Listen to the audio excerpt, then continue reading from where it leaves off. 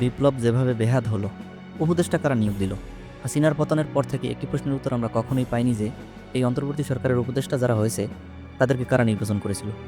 সাবেক সেনাপ্রধান ইকবাল করিম ভূঁইয়ার স্ট্যাটাস থেকে জানা গিয়েছে বর্তমান অন্তর্বর্তী সরকার কীভাবে গঠন করা হয়েছিল। এর পেছনে মাস্টার প্ল্যানার কারা ছিল। তার ভাষ্যমতে আওয়ামী সরকারের পতন নিশ্চিত হলে হাসিনার হাতে নিয়োগপ্রাপ্ত ডিজিএফআই কর্তারাই ডক্টর নজরুল ইসলামকে ডেকে সরকার প্রধান হতে বলে। তাহলে প্রশ্ন আসে, ডক্টর ইউনূস কীভাবে প্রধান উপদেষ্টা হলেন? মূলত দুজন সমন্বয়ক আসিফ ও নাহিদের দাবির প্রেক্ষিতেই ডক্টর ইউনূসের নাম সম্মুখে আসে, নইলে ডক্টর নজরুলই প্রধান উপদেষ্টা হতো। অর্থাৎ দেখা যাচ্ছে ডক্টর ইউনূস ব্যতীত সবাই হাসিনার ডিজিএফআই মনোনীত উপদেষ্টা। বিপ্লবীরা কোথায় গেল? ডিজিএফআই এর তৎপরতায় অন্তর্বর্তী সরকার নিয়ে অনেক জল ঘোলা হয়েছে। মূলত দুজন ছাত্র প্রতিনিধিকে উপদেষ্টা পরিষদে স্থান দিয়ে তৎকালীন ডিজিএফআই ছাত্রদের মধ্যে ইস্পাত সম কঠিন একতার মধ্যে প্রথম ভাঙন ধরিয়ে দেয়। যেখানে এক একজন উপদেষ্টা নিয়োগ নিয়ে প্রথম কালো ও দিল্লি স্টার সহ অন্যান্য ভারতপন্থীরা ভয়াবহ রকমের লবিং ও ষড়যন্ত্র করেছে, সেখানে আসিফ ও নাহিদদের এত সহজে উপদেষ্টা পরিষদে জায়গা পাওয়ার কথা নয়। খেয়াল করে দেখুন, ছাত্ররা যদি সারা দেশের বিশ্ববিদ্যালয় থেকে দুজন করে প্রতিনিধি নিয়ে একটি কাউন্সিল গঠন করে উপদেষ্টা নিয়োগ দিত, তাহলে মোস্তফা সরোয়ার ফারুকী, সাখাওয়াত হোসেন, রিজওয়ানা, নজরুল ইসলাম এবং অন্যান্য যারা গত সরকারের সুবিধা পেয়েছে তারা কেউ উপদেষ্টা হতে পারত না। এমনকি ভারতপন্থীদের চাপে ছাত্র জনতার তীব্র আপত্তির মুখেও ফারুকী ও বশিরের মতো আওয়ামী সুবিধাভোগীদের উপদেষ্টা পরিষদ থেকে সরানো যায়নি। বিপ্লব বিরোধী কর্মকাণ্ড। যেহেতু ডিজিএফআই দ্বারা উপদেষ্টা নিয়োগ দেওয়া হয়েছে, তাই এমন লোকদের নিয়োগ দেওয়া হয়েছে যারা কোনো ডায়নামিক ডিসিশন নিয়ে বিগত সরকারের বিচার করতে পারবে না, তাদের সেই গার্ডস নেই। ডিজিএফআই গণ্যমান্য ও কর্মঠ নামক প্যাকেটে সাজিয়ে ডক্টর ইউনূসের সামনে উপদেষ্টাদের উপস্থাপন করেছে মাত্র। বিপ্লব বিরোধিতার সবচেয়ে বড় উদাহরণ বিডিআর হত্যাকাণ্ডের তদন্ত না হওয়ার সিদ্ধান্ত। বাংলাদেশের 20 কোটি মানুষের একটাই দাবি ছিল, আর কিছু না হোক, বাংলাদেশকে পঙ্গু করে দেয়া সেই বিডিআর হত্যাকাণ্ডের প্রকৃত দোষীদের নাম জানা এবং এদের কঠিন বিচার করা।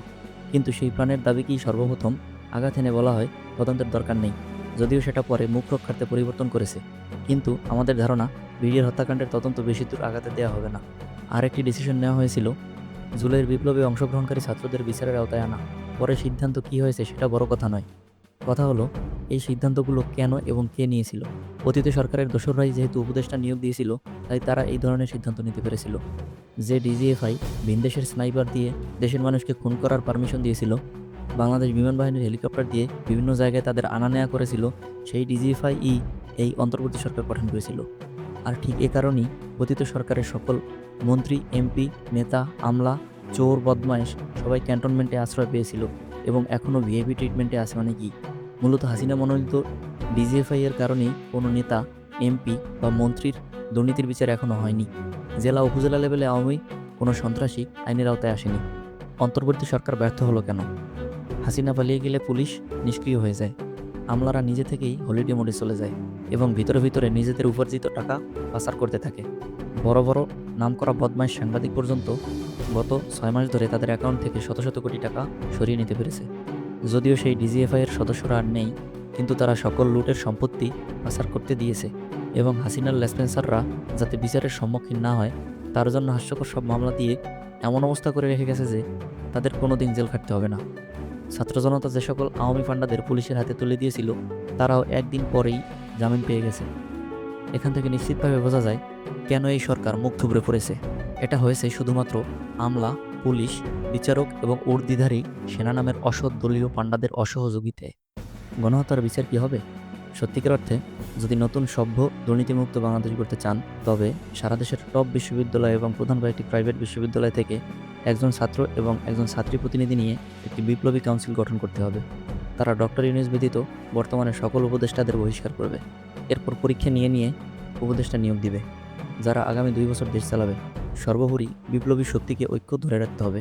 কোনো নির্বাচন হবে না যতদিন প্রতিটি মন্ত্রণালয়ের সকল লুটপাটকারী আমলা, থার্ড ক্লাস বিচারক, অসৎ দুর্নীতিবাজ, গুম খুনে জড়িত পুলিশ ও সেনা কর্মকর্তাদের বিচার না হবে। এটা যদি না করতে পারেন, তবে মনে রাখবেন, আওয়ামীদের নিষিদ্ধ করেন আর নাই করেন, আগামী নির্বাচন হবে তাদের টাকায়। তারাই খেলবে কোন এলাকায় বিএনপি জিতবে অথবা জামাতের কে এমপি হবে। ফলে তারা ক্ষমতায় না থাকলেও ক্ষমতা নিয়ন্ত্রণ করবে বর্ডারের ওপারে বা এপারে থেকে। তাদের বিচার তো বহু দূরের কথা। ভবিষ্যতে যা হতে পারে, এখন নিশ্চিত বলা যায় আগামী নির্বাচন পর্যন্ত কিছুই হবে না। সংস্কার টমস্কার কিছুই হবে না বা হতে দিবে না।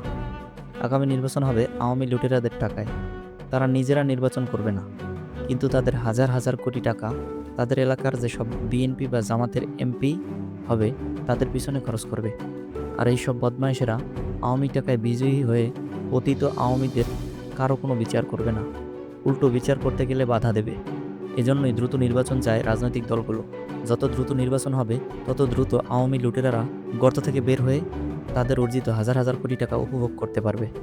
প্রথম দিকে সন্দেহ থাকলেও এখন আমরা পুরোপুরি নিশ্চিত গণঅভ্যুত্থান হাইজ্যাক হয়ে গিয়েছে ডিজিএফআই এবং সদ্য সাবেক জেনারেলদের মনোনীত পুতুল উপদেষ্টাদের নীরব সমর্থনে।